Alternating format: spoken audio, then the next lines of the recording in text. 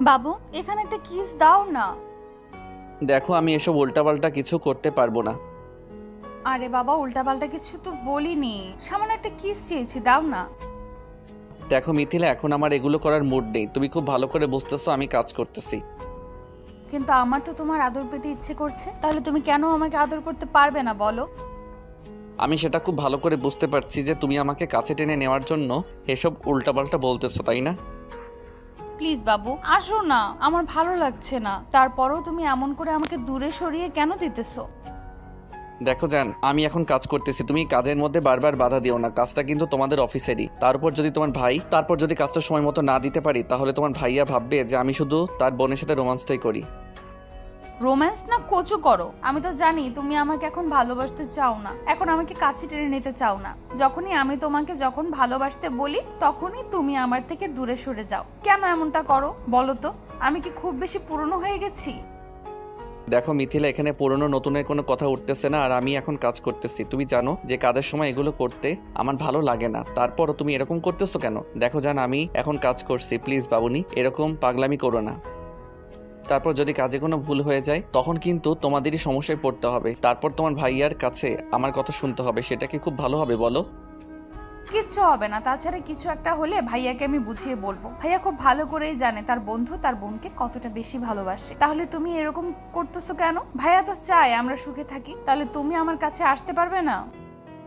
আচ্ছা ঠিক আছে, আমি কাজটা শেষ করি তারপর আসবো, কেমন? তা প্লিজ এরকম করে আমাকে এরকম ডিস্টার্ব করো না। তোমার এরকম ডিস্টার্ব করলে কিন্তু আমি এখান থেকে উঠে ছাদে চলে যাব। আচ্ছা, তুমি আজকে আমাকে এমন করে ইগনোর করতেছো কেন? আজকে কয়েকটা দিন যাবত দেখতেছি, শুধু আজকে নয় অনেকগুলো দিন যাবতই এমন করে ইগনোর করতেছো। আমি কি খুব বেশি অন্যায় করে ফেলেছি বলো? যেটা তুমি, যার জন্য আমাকে এমন করে ইগনোর করতেছো, আমাকে তুমি একটুও ভালোবাসতে পারো না নাকি এখন আমাকে তোমার কাছে পেতে ইচ্ছে করে না? আমি পুরনো হয়ে গেছি। মিথিলা, কি সব উল্টাপাল্টা বলতেছো? তুমি খুব ভালো করেই জানো আমি তোমাকে কতটা ভালোবাসি। তাহলে এসব কথা আসছে কোথা থেকে? আর তোমাকে আর কত বলে বোঝাতে হবে যে আমি তোমাকে প্রচন্ড পরিমাণে ভালোবাসি? দেখো, কাজের সময় এসব কথা বললে তো খারাপ লাগবে, আর সব সময় মুড থাকে না। সকাল থেকে আমি একটা হিসাব মেলানোর চেষ্টা করছি কিন্তু পারছি না। তাই এরকম করে আমাকে ডিস্টার্ব করো না, তারপর আরো গোলমাল হয়ে গেলে কিন্তু ঝামেলায় পড়তে হবে। সব রাগ অভিমান তুমি আমার উপর দেখাও। আচ্ছা ঠিক আছে, তুমি একটাবার আমার কাছে আসো, আমি তোমাকে আদর করে দেই, দেখো সবটা ঠিক হয়ে যাবে আর তোমার হিসাবটাও মিলে যাবে। তারপরেও এরকম করে আমাকে দূরে সরিয়ে দিও না। তারপরেও আমি তোমাকে ছেড়ে দূরে থাকতে পারবো না। তুমি তো জানো আমি তোমাকে কতটা ভালোবাসি, তাই না বলো? আমি সেটা খুব ভালো করেই জানি, আর তুমিও জানো আমি তোমাকে কতটা ভালোবাসি। প্লিজ এরকম করে পাগলামি করো না, আর এই পাগলামির কোনো মানে হয় না। তুমি খুব ভালো করে জানো যে কাজের সময় এগুলো করলে কাজের ক্ষতি হবে। সারাটা দিন পড়ে আছে কাজ করার জন্য, তার মধ্যে থেকে বুকে আধা ঘন্টা সময় দিলে এমন কোনো ক্ষতি হবে না যাতে তোমার কাজটা নষ্ট হয়ে যাবে। প্লিজ জান, একটাবার কাছে আসো, দেখো তোমার হিসাবটাও মিলে যাবে। মিথিলা, আর কিন্তু বোঝাবো না। এবার আমি বাসা থেকে বেরিয়ে যাব, তারপর সারাদিন আর বাসায় ফিরবো না। ও, এখন খুব বেশি ডিস্টার্ব করে ফেলছি তাই তো? আচ্ছা তুমি থাকো, আর কখনো ডিস্টার্ব করবো না। আমি তোমাকে ভালোবেসে কাছে আসতে বললেই তোমার ডিস্টার্ব হয়ে যায় তো? আর তোমাকে বোঝাতে হবে না, অনেক বেশি অন্যায় করে ফেলেছি, আমার বোঝানো ভুল হয়ে গেছে। তোমাকে যে আমি কতটা ভালোবাসি তাই আর তোমাকে বোঝাতে হবে না। মিথিলা কথাগুলো বলে বিছানা ছেড়ে উঠে গেল।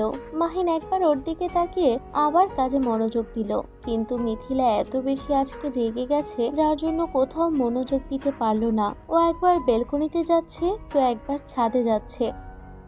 আম্মুকে বারবার জিজ্ঞেস করতে লাগলো ওর এরকম করার কারণটা কি, কিন্তু মিথিলা কিছুই বলল না। তারপর যখন শেষ পর্যায়ে মিথিলা সোফায় গিয়ে রাগ করে বসে রইল, তখন আম্মু ওকে জিজ্ঞেস করতে লাগলো, মামুনি কি হয়েছে? তুমি এমন করে রাগ দেখাচ্ছ কেন? কি খুব বেশি খারাপ লাগছে তোমার? তাহলে আমাকে বলো, দেখো আমি সব ঠিক করে দিব।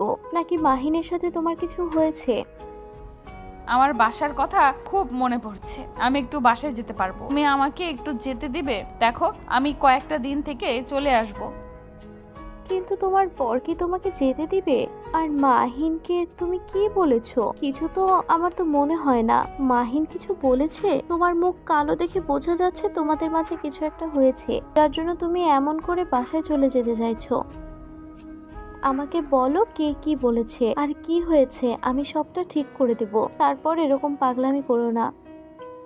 না আম্মু, কিছুই হয়নি। তাছাড়া তোমার ছেলের সাথে কিভাবে হবে? আমরা তো ভালোবেসে বিয়ে করেছি বলো, আর সেটা তুমি খুব ভালো করেই জানো। তোমার ছেলে আমাকে কতটা ভালোবাসে তুমি সেটা জানো। তুমি এগুলো প্লিজ এগুলো বলো না। কিন্তু আমার তো মনে হচ্ছে তোমরা ঝামেলা পাকিয়েছো, যার জন্য তুমি এমন করে রাগ করে আছো আর বাসায় চলে যেতে চাইছো। আজকে তো ছুটির দিন, মাহিন তোমাকে ছুটির দিনে সময় দেয়, আর তোমরা তো ছুটির দিনে ঘুরতে পর্যন্ত যাও। তাহলে আজকে ঘুরতে না গিয়ে আজকে বাসায় যেতে চাইছো যে? আচ্ছা ঠিক আছে আম্মু, যেতে হবে না। আমি বুঝতে পেরেছি তোমরা আমাকে যেতে দিবে না তো। আচ্ছা ঠিক আছে, আমি আর কখনো যেতে চাইবো না। মিথিলা কথাগুলো বলে রুমের দিকে চলে যেতে গেল। আম্মুর একটা হাত ধরে ওকে বিছানায় বসিয়ে দিল। তারপর একটা মেকু হাসি দিয়ে ওর মুখের পাশে হাত রেখে বলতে লাগলো, আচ্ছা ঠিক আছে যাও, কিন্তু মাহিনকে বলে যাও। আর তোমার মন খারাপ দেখে বোঝা যাচ্ছে যে তোমার আব্বু আম্মু কথা মনে পড়ছে। আচ্ছা ঠিক আছে, তোমাকে আর কিছু বলতে হবে না, তুমি যাও, মাহিনকে বলে যেও। আমি তোমার আব্বুকে বুঝিয়ে বলবো। তুমি তো জানো তোমার আব্বু তোমাকে ছাড়া থাকতেই পারে না, তোমাকে নিজের কলিজার টুকরা মেয়ে ভাবে। তাহলে তুমি তাকে না বলে যেতে পারবে?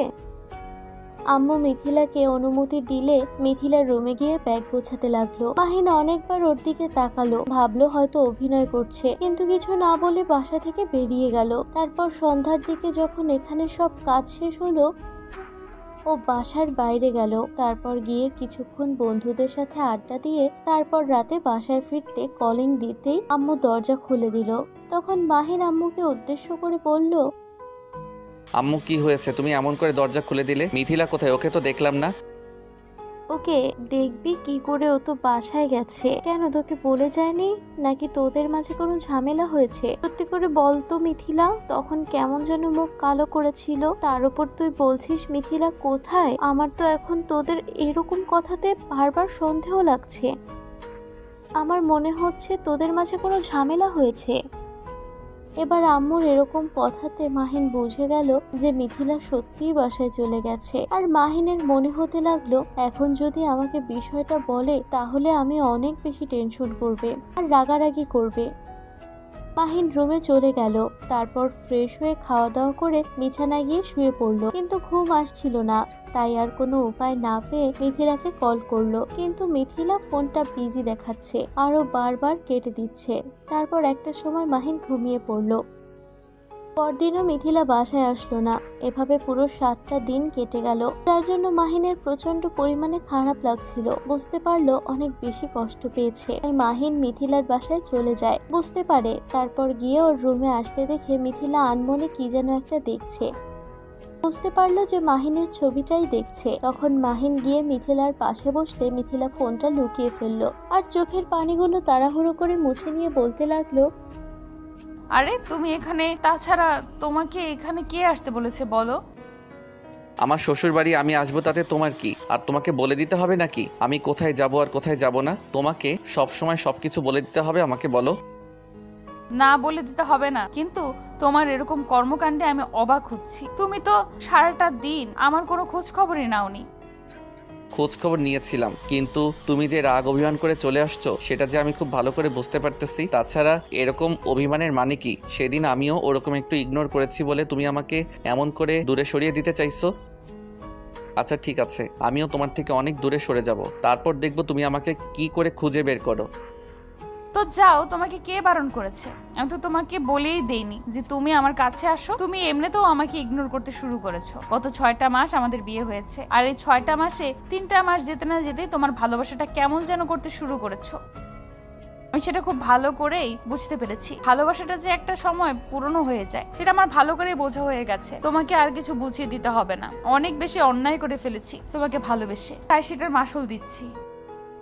মিথিলা, তুমি আমার উপর এত রেগে আছো, এখন থেকে আর ইগনোর করবে না। কিন্তু দেখো, আমি এই কাজগুলো তো আমাদের ভবিষ্যতের বেবির কথা ভেবেই করি, ওর ভবিষ্যতের কথা ভেবেই করি।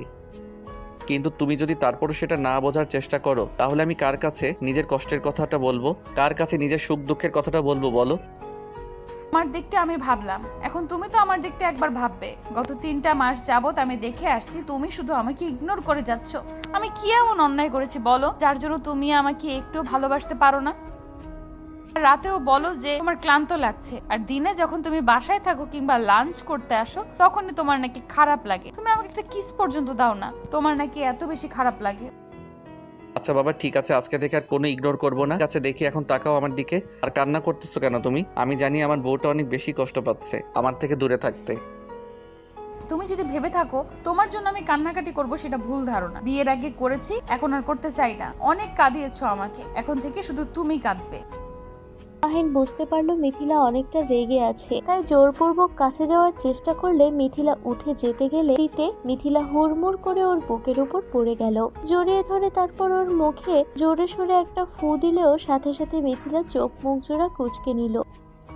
মুখের একপাশে হাত রেখে তারপর ওর গালে আর কপালে একটা কিস করে দিল। তখন মিথিলা বলতে লাগলো, একদম কিন্তু আমার সাথে দুষ্টুমি করার চেষ্টা করবে না, তাহলে কিন্তু আমি আমার বউয়ের সাথে দুষ্টামি করবো, তাতে তোমার কি? আর তুমি বলার কে? তুমি আমাকে বাধা দিলেই কি আমাকে শুনতে হবে, নাকি তুমি আমাকে যতই বাধা দেওয়ার চেষ্টা করো আমি শুনবো না? তো আমি কিন্তু চিৎকার করব।